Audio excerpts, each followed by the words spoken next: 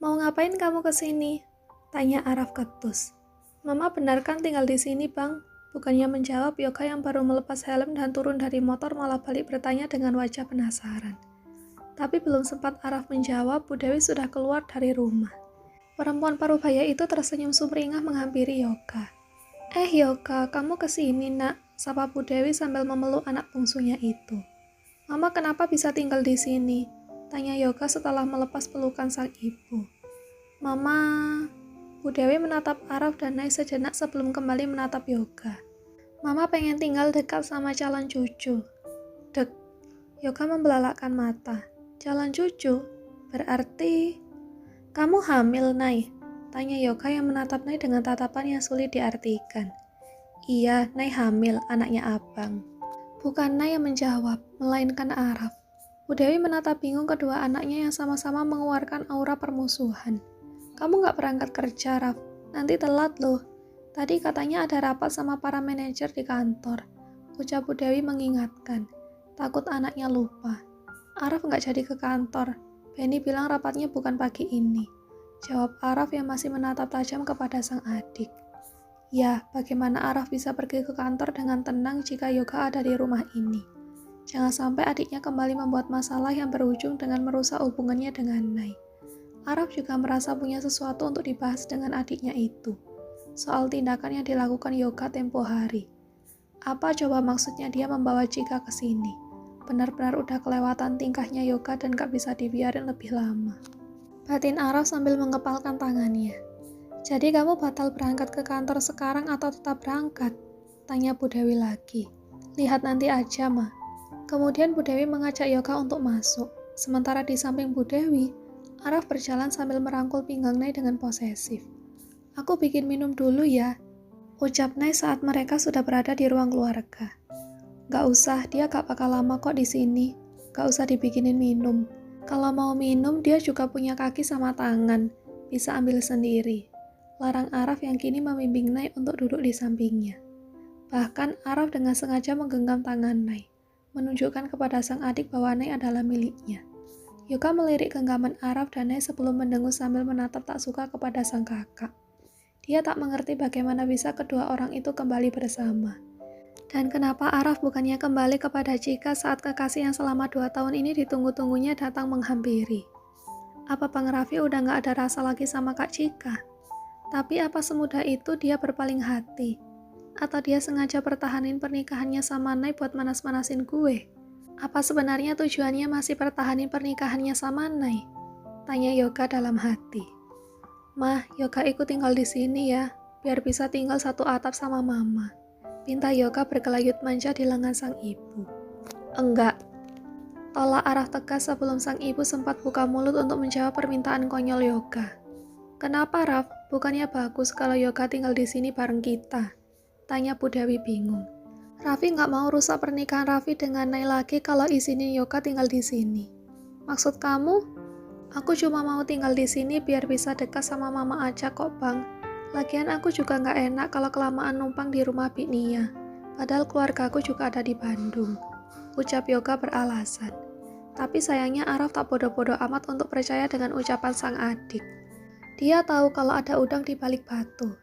Yoga pasti ingin tinggal di sini untuk bisa mendekati Nai. Tak peduli jika Araf sudah mengatakan kalau Nai sedang mengandung buah cinta mereka. Kamu yakin cuma itu? Tanya Araf sinis. Bukan karena ada alasan lain. Alasan lain? Tanya Bu Dewi yang masih tidak mengerti apa yang sedang dibicarakan kedua putranya. Sementara Nai hanya jadi penyimak saja. Tak mau berurusan dengan sang mantan yang kini berstatus sebagai adik iparnya. Takut jika salah bicara nanti Araf bakal salah paham. Aku cuma... Apa maksud kamu bawa Cika ke sini? Tanya Araf yang sudah habis kesabaran. Tadinya Araf tidak mau membahas soal Cika di depan mamanya dan Nai. Dia mau membicarakan masalah ini empat mata dengan sang adik. Tapi karena Yoga kelihatan ngotot ingin tinggal di sini, akhirnya Araf menyinggung hal tersebut. Apa maksudnya Raffi, Yoga? Tanya Bu Dewi yang kaget karena bisa-bisanya Yoga membawa Cika ke rumah ini padahal Yoga tahu kalau Araf sudah menikah dengan Nai. Kamu tahu kan di sini ada Nai. Kok bisa-bisanya kamu bawa perempuan lain ke rumah ini padahal kamu tahu di sini ada Nai. Istri abang kamu.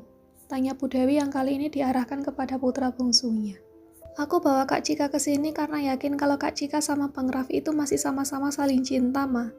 Mama juga tahu kan gimana frustasinya Bang Raffi selama ini nyariin Kak Cika. Jawab Yoga tanpa merasa bersalah sedikit pun. Tapi bukan berarti kamu bisa ngelakuin itu, Yoga.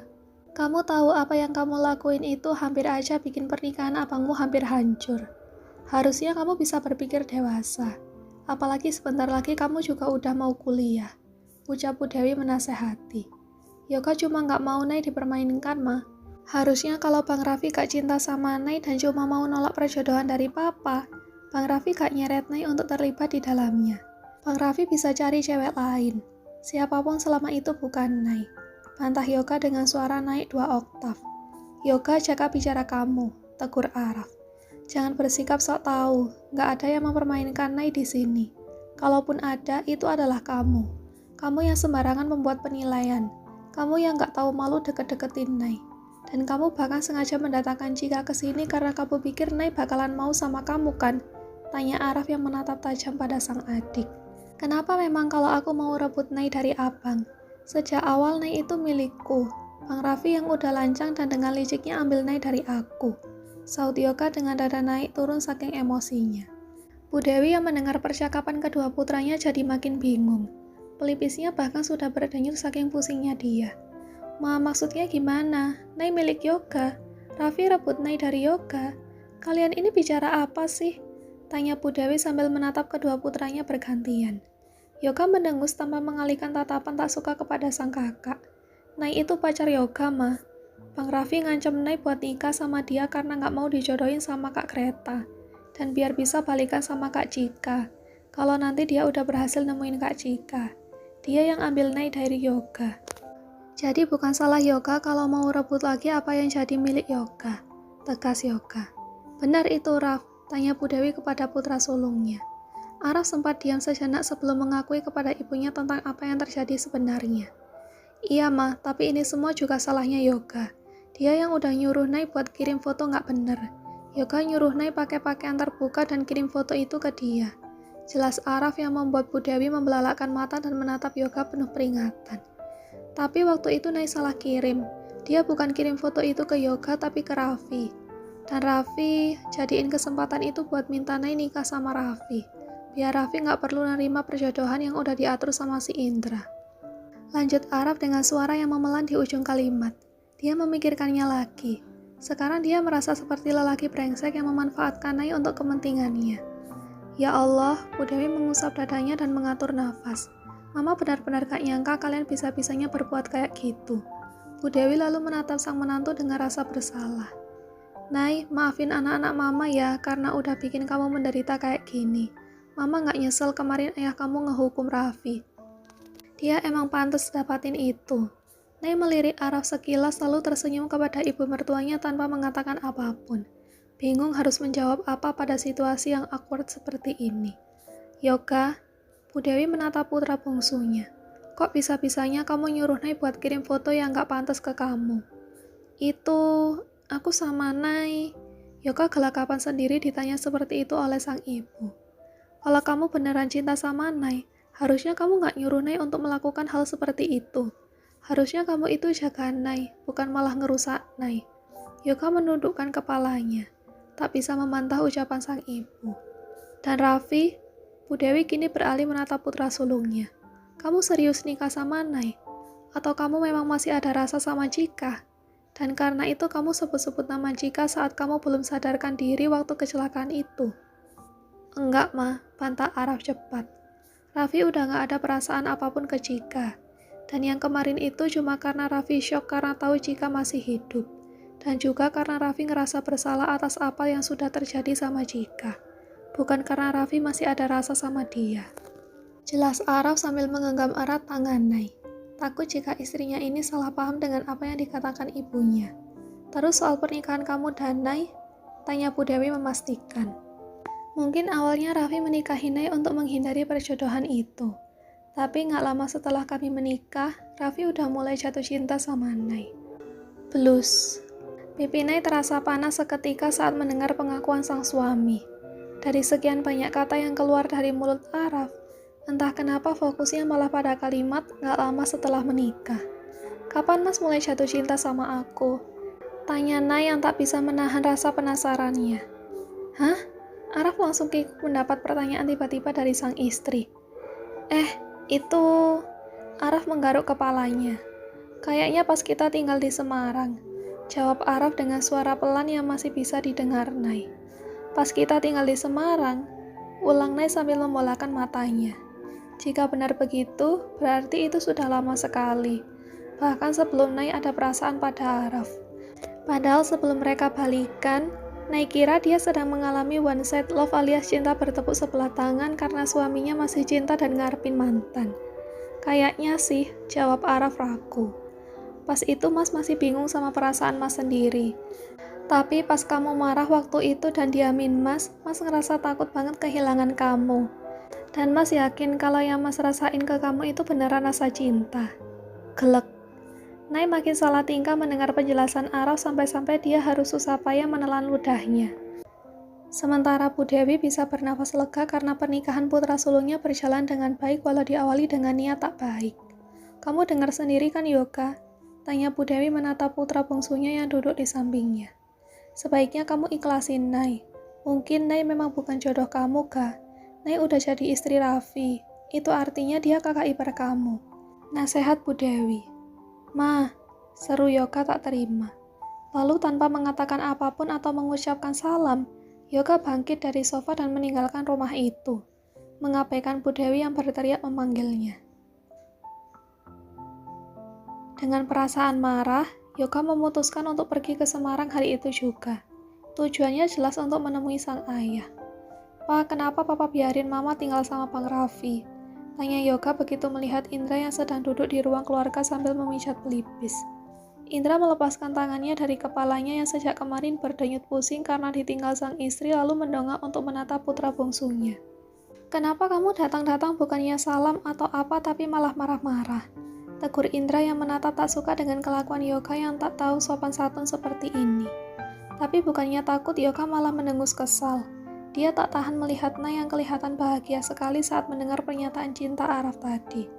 Padahal dulu Nay kan bucin banget sama Yoga. Aku kan udah minta sama Papa buat misahin Bang Raffi sama Nay. Tapi kenapa malah jadi kayak gini? Kenapa Nay bisa sampai hamil anaknya Bang Raffi dan Mama malah ada di pihak Bang Raffi segala? Papa ini kan kepala keluarga. Masa ngurus yang kayak gitu aja nggak becus sih, Pak? Sahut Yoga makin menjadi. Kamu... Berani-beraninya kamu bersikap kurang ajar begini sama orang tua, Kak. Bentak Indra sambil bangkit dari sofa dan memegangi dadanya yang naik turun karena emosi. Sudah istrinya pergi, anak sulungnya tak mau menurut, sekarang anak bungsunya juga marah-marah kepadanya. Aku gak akan bersikap kayak gini kalau Papa bisa pisahin Bang Raffi sama Nay. Yoga kan udah bilang kalau Nay itu milik Yoga, Pak. Yoga cuma mau Nay. Yoga, jaga mulut kamu. Aku pikir Papa itu bisa diandelin. Tapi ternyata sama Mama aja Papa nggak bisa apa-apa. Lancang kamu Yoga. Apa sih hebatnya perempuan miskin itu sampai kamu dan abang kamu itu berani bersikap kurang ajar sama Papa? Papa jangan bicara sembarangan tentang Nay. Papa juga orang miskin. Kalau bukan karena harta warisan dari kakek dan nenek, Papa itu bukan siapa-siapa. Indra melotot kaget mendengar ucapan putra bungsunya itu. Tak menyangka kalau Yoga bakal merendahkannya seperti ini sampai mengungkit-ungkit soal masa lalunya. Hal yang bahkan tak pernah dilakukan oleh Bu Dewi sama sekali sejak mereka menikah. Mendadak jantungnya terasa makin nyeri dan nafasnya mulai tak beraturan. Lalu tubuh Indra ambruk di sofa yang berada di belakangnya. Yoga diam saja. Dia kira ayahnya itu sedang akting. Tapi melihat Indra mangap-mangap dan tampak kesakitan sambil memegangi dadanya membuat Yoga jadi panik. Jangan-jangan penyakit jantung ayahnya kambuh. Papa kenapa? Tanya Yoga yang langsung mendekati Indra.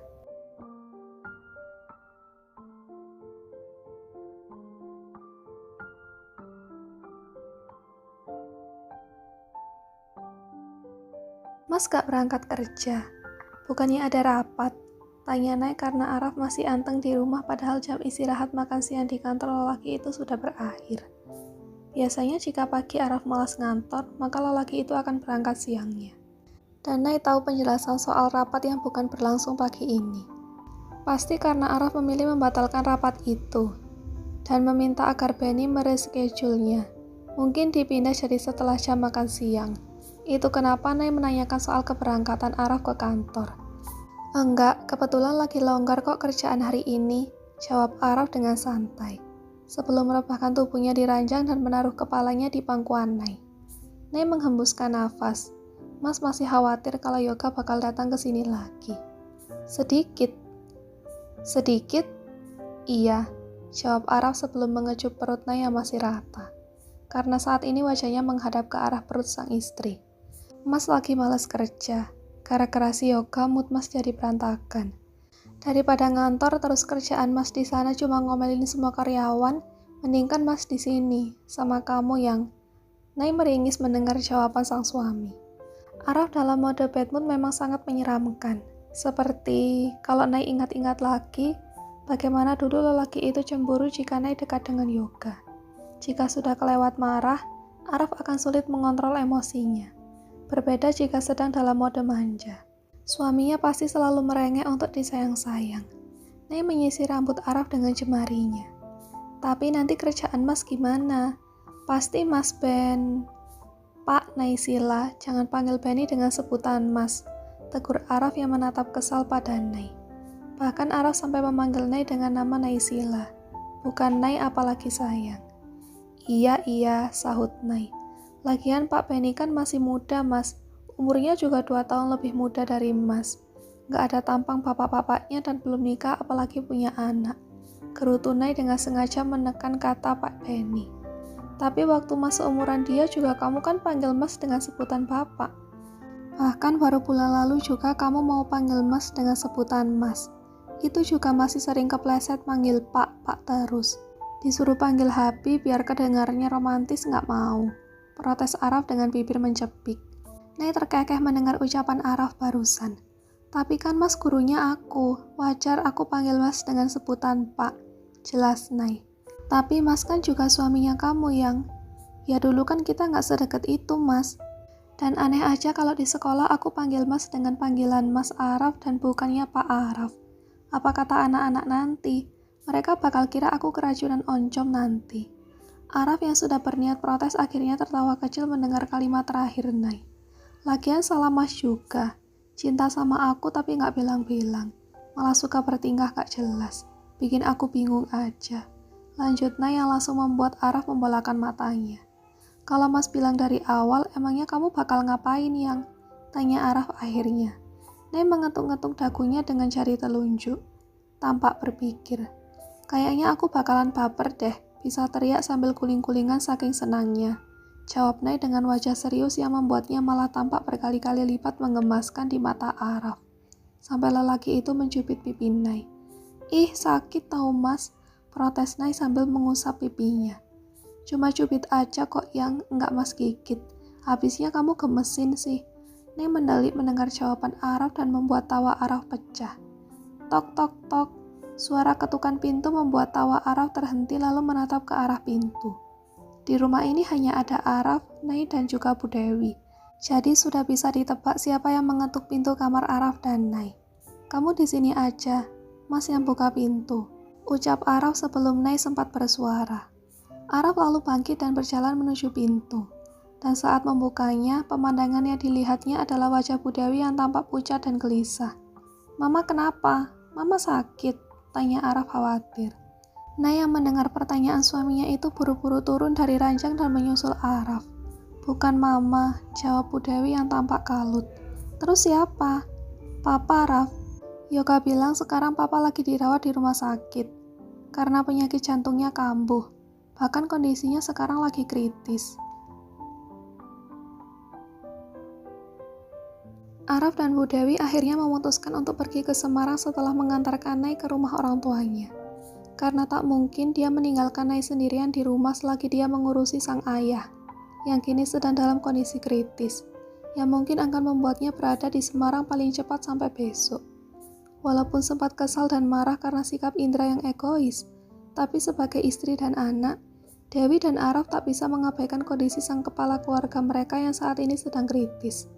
Bagaimanapun hubungan mereka dulu memang baik-baik saja, bahkan bisa dibilang harmonis. Sebelum Indra berubah jadi sosok yang lebih mementingkan harta dan segala tetek bengeknya sampai mengabaikan prinsip bahwa keluarga adalah prioritas utama. Saat Bu Dewi dan Araf sampai di rumah sakit, Yoga yang tadinya sedang duduk sambil menundukkan kepalanya dalam-dalam langsung bangkit dan memeluk sang ibu. "Ma, Papa, Ma." Yoga menangis sesenggukan dalam pelukan Bu Dewi. Merasa bersalah atas apa yang sudah dia lakukan sampai menyebabkan ayahnya hampir saja meninggal. "Udah, kamu jangan nangis lagi. Kita doain yang terbaik buat Papa. Doain semoga Papa bisa melalui masa kritisnya," ucap Bu Dewi sambil mengusap lembut punggung putra bungsunya itu. "Ini salah aku, Ma. Gara-gara aku bertengkar sama Papa, sakit jantung Papa jadi kambuh." Araf menengus kesal kepada sang adik. "Abang tahu kamu gak bisa jadi contoh yang baik buat kamu. Tapi kamu udah besar, Kak. Gak seharusnya kamu bertengkar sama Papa buat hal-hal kecil," tegur Araf yang kini sudah kembali memanggil Indra dengan sebutan Papa. "Kali ini kamu ngerengek soal apa lagi yang gak diturutin Papa sampai Papa bisa kayak gitu?" tanya Araf ketus. Dia sudah hafal dengan kebiasaan Yoga. Berbanding terbalik dengan Araf yang selalu jadi anak penurut. Sebelum apa yang dilakukan Indra terhadap Jika. Yoga kalau sudah ada maunya pasti akan merengek dan marah-marah jika keinginannya tidak segera dituruti. "Raf, udah," tegur Bu Dewi pelan. "Ini di rumah sakit, gak enak kalau ribut-ribut." Araf terpaksa bungkam walau sebenarnya masih ingin mengomeli sang adik yang pasti sudah bicara kelewat batas sampai Indra berakhir di rumah sakit begini. "Kamu udah gak waras ya, Kak?" bentak Araf sambil mencengkeram keras kaos Yoga dan hampir saja melayangkan tinju ke wajah sang adik saat mendengar alasan pertengkaran Yoga dengan Indra. Dari sekian banyak hal, Araf benar-benar tak habis pikir bagaimana bisa Yoga merengek kepada sang ayah untuk memisahkan Araf dengan Nai. Padahal pagi tadi Yoga sudah mendengar sendiri penjelasan Araf. Dia juga sudah melihat kalau Nai tak menunjukkan ketertarikan sedikit pun untuk balikan. Dan sang ibu juga sudah memberikan nasihat. Tapi, ya ampun, Araf benar-benar tak mengerti dengan jalan pikiran adiknya ini. Untung saja saat ini mereka sedang berada di koridor yang sepi. Memisahkan diri dari Bu Dewi yang saat ini sedang menemani Indra.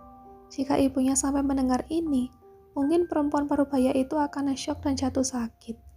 "Selama ini kamu punya banyak perempuan buat kamu pacarin. Kamu selalu gonta-ganti pacar kayak ganti pakaian. Tapi kenapa sekarang kamu terobsesi banget sama Nai?" tanya Araf masih dengan emosi walau kini tangannya sudah lepas dari kerah Yoga. "Aku cinta sama Nai, Bang," jawab Yoga tegas. Araf berdecik mendengar pengakuan sang adik. "Cinta kamu bilang?" tanyanya sangsi. "Cinta mana yang bikin kamu nyakitin orang-orang yang kamu cintai? Kalau kamu cinta Nai, bukan kayak gini caranya, Ga. Bukan bikin dia sakit hati dan coba manipulasi dia buat mau balikan sama kamu. Enggak juga dengan ambil jalur cepat dengan ngerengek sama Papa biar misahin abang sama Nai. Padahal kamu tahu kalau Nai udah gak mau lagi sama kamu. Dan sekarang kamu lihat kan? Lihat gimana hasil dari yang kamu sebut cinta itu. Bukan cuma bikin Nai ngelewatin hari-hari berat. Tapi kamu juga udah bikin Papa hampir mati, Ga. Abang emang benci sama Papa. Tapi itu karena Papa udah bertindak kelewatan. Karena secara gak langsung Papa udah berusaha membunuh orang. Bukan karena Papa gak ngerestui hubungan abang sama Jika. Tapi kamu marah-marah dan bicara kayak gitu cuma karena hal yang gak seharusnya kamu minta." Yoga hanya bisa menundukkan kepalanya sambil mendengar setiap kata yang keluar dari mulut Araf. Dia tak bisa membantah karena apa yang Araf ucapkan memang tidak salah. Walau dia tak setuju kalau perasaan cintanya kepada Nai diragukan. Tapi dia juga sadar kalau apa yang dilakukannya ini sudah keterlaluan. Bagaimana jika Indra sampai meninggal karena dirinya? Mungkin seumur hidup Yoga akan dibayang-bayangi dengan rasa bersalah karena secara tidak langsung dia sudah membunuh sang ayah. Seminggu sudah Araf tinggal di Semarang, dan hanya bicara dengan Nai melalui chat atau sambungan telepon. Dan sesekali video call guna menanyakan kabar istri dan calon anaknya juga melepas rindu. Indra sendiri juga sudah diperbolehkan pulang ke rumah. Kondisinya tidak bisa dibilang baik, karena saat ini Indra mengalami stroke. Dan karena itulah kemarin saat diadakan rapat dengan para petinggi di perusahaannya, Araf diminta untuk menjabat sebagai CEO, menggantikan posisi Indra Hermawan. Sehingga mau tak mau Araf mengambil keputusan yang sejak semalam membuatnya sulit tidur. "Kamu yakin mau bawa Nai tinggal di sini, Raf?" Tanya Bu Dewi mencoba memastikan sekali lagi saat dia mendengar Araf sering menghembuskan nafas berat saat mereka sedang sarapan. Mau nggak mau, Ma, daripada Raffi harus LDRan sama Nay, karena bakalan susah buat pulang pergi ke Bandung. Jawab Araf lesu. Mau Mama temenin biar kamu bisa dapat izin dari mertua kamu? Gak usah, Ma, Mama di sini aja. Kasihan Papa kalau ditinggal sendirian. Tapi gimana kalau nanti mertua kamu nggak ngizinin? Nanti Raffi coba bicarain lagi baiknya gimana sama mereka. Lagian Papa kemarin juga udah minta maaf kan? Ya semoga aja karena emang beneran nyesel. Bukan karena cari perhatian karena lagi sakit aja. Bu Dewi menghembuskan nafas. Bingung harus menjawab apa. 3 hari lalu memang Indra sudah menyampaikan permintaan maafnya kepada Araf. Walau dengan susah payah karena mulutnya yang kaku sehingga bicaranya jadi lambat dan tak terlalu jelas. Indra juga menyampaikan maafnya untuk Nay, yang sayangnya sampai saat ini masih tinggal di Bandung.